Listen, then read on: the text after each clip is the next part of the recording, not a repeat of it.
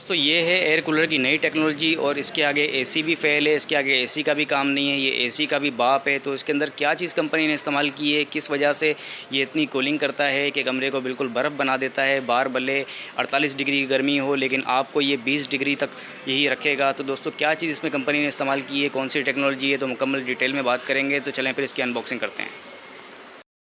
तो दोस्तों ये है इसका लुक, और लुक आप देखें बहुत ही प्यारा इसका लुक है। और ये यहाँ पर देखें इसके अंदर ये बटन दिया हुआ है, ये इसकी एयर स्विंग है। और दूसरी तरफ ये कूलिंग का बटन है। ये बटन अगर आप दबाते हैं तो आपको ऐसा लगेगा जैसे आपके कमरे में 1 टन बर्फ़ रखी हुई है।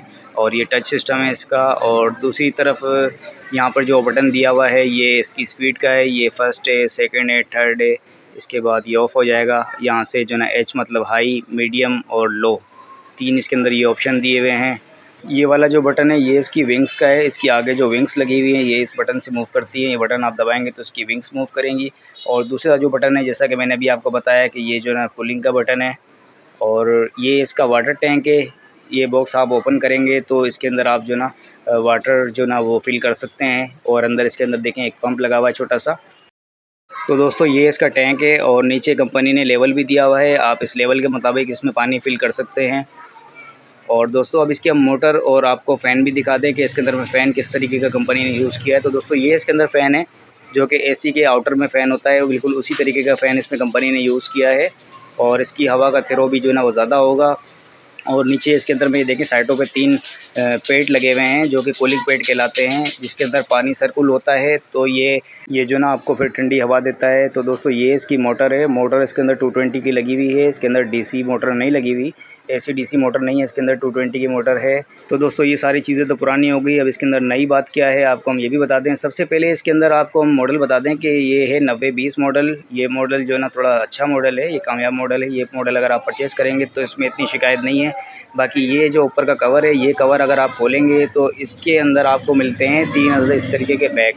ये वाले बैग जो है ना इसके अंदर होता है केमिकल। इसके अंदर आप ये देखें लिखा हुआ है, तो इसके अंदर जो ना लिक्विड फॉर्म में नहीं है, इसके अंदर पाउडर फॉर्म में केमिकल कंपनी ने डाला है। आपको हम इसके बारे में गाइड करेंगे कि इसके अंदर क्या चीज़ है और किस तरीके से क्या होगा। तो दोस्तों ये इसका वारंटी कार्ड है, इसकी 1 साल आपको वारंटी मिलती है। और इसके बाद यहाँ पर जो ना इसके व्हील दिए हुए हैं कंपनी ने, उसको आप नीचे फिट कर सकते हैं। ये इसके अंदर कंपनी ने 3 बैग दिए हुए हैं और इस बैग के अंदर है केमिकल जो कि पाउडर फॉर्म में है, लिक्विड फॉर्म में नहीं है। इसके अंदर ये आप देखें कंपनी ने लिखा हुआ है कि बोतल के अंदर केमिकल मौजूद है, इसमें पानी भरें और फ्रिज कर लें, फिर इसके बाद इसको कूलर में इस्तेमाल करें। तो इसमें आपको पहले पानी भरना है, फिर इसके बाद इसको आपको फ्रिज में जमाना है। जमाने के बाद इसको आप इसमें कूलर में रख दें तो ये सारी रात में भी इंशाल्लाह नहीं पिघलेगा, क्योंकि इसके अंदर जो केमिकल है वो केमिकल ऐसा है जो बहुत देर में पिघलता है। ये देखें आप, ये पाउडर फॉर्म में इसके अंदर केमिकल है, इसके अंदर आपको पानी भरना है।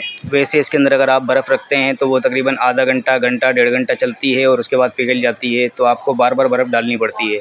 लेकिन अगर आप ये केमिकल फ्रिज में जमा कर इसमें रखते हैं तो तकरीबन ये 10 से 12 घंटे की इसकी लास्टिंग होती है, जो कि कंपनी क्लेम करती है। 10 से 12 घंटे का दावा है कंपनी का। ये बैग्स जब आप यहाँ पे रखेंगे फ्रिज में जमा के, तो इसके अंदर पानी सर्कुल होगा। ये जो होल बने हुए हैं, इस होल के ज़रिए यहाँ पर पानी आएगा और फिर ये कूलर जो है ना आपको ठंडी हवा देगा।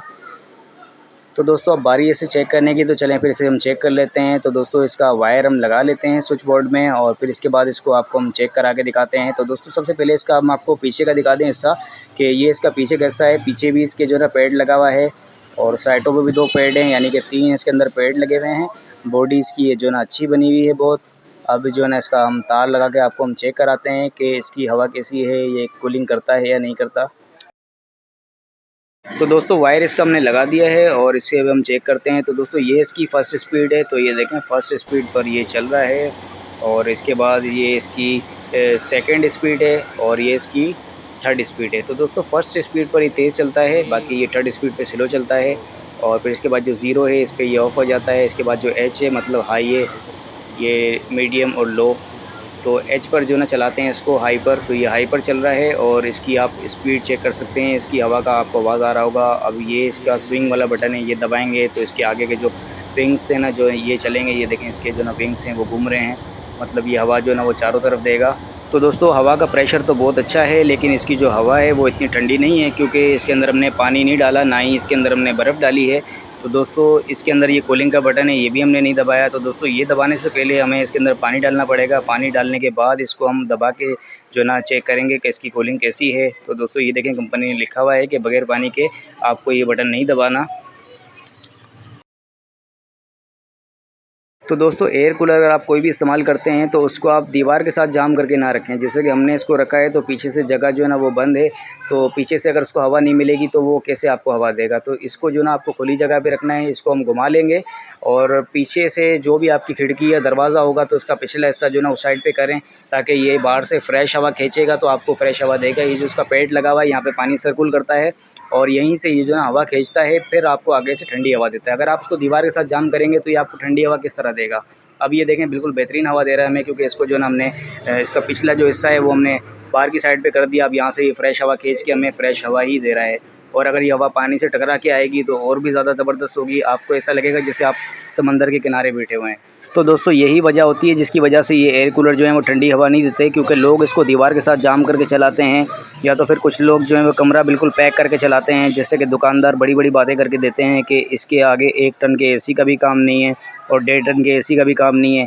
आपको जो है ना कंबल उठाना पड़ेगा इस गर्मी के अंदर भी, ये आपके कमरे को इतना ठंडा कर देगा। तो दोस्तों कमरे को ये ठंडा नहीं करता, क्योंकि ये एसी नहीं है, ये एयर कूलर है। ये सिर्फ़ आपको ठंडी हवा दे सकता है और वो भी उस सूरत में देगा जब आप कमरे को खुला रखेंगे। आपको वेंटिलेशन जब इसको मिलेगी तो ये ठंडी हवा देगा। तो कोई भी दुकानदार अगर आपको कहता है कि ये कूलिंग करेगा तो दोस्तों ये कूलिंग नहीं करेगा, बिल्कुल भी नहीं करेगा। ये सिर्फ़ आपको ठंडी हवा देगा और कुछ भी नहीं करेगा। और ठंडी हवा भी उस सूरत में देगा जब आप कोई खिड़की या दरवाज़ा खुला रखते हैं तो ये आपको ठंडी हवा देगा, अदरवाइज़ नहीं देगा। तो दोस्तों उम्मीद है वीडियो आपकी समझ में आ गई होगी। अगर किसी भी तरह का कोई कन्फ्यूजन हो तो कमेंट में मुझसे पूछ लीजिएगा। वीडियो अगर अच्छी लगी हो तो वीडियो को लाइक कर दीजिएगा और चैनल अगर आपने सब्सक्राइब नहीं किया तो सब्सक्राइब लाजमी कर लीजिएगा।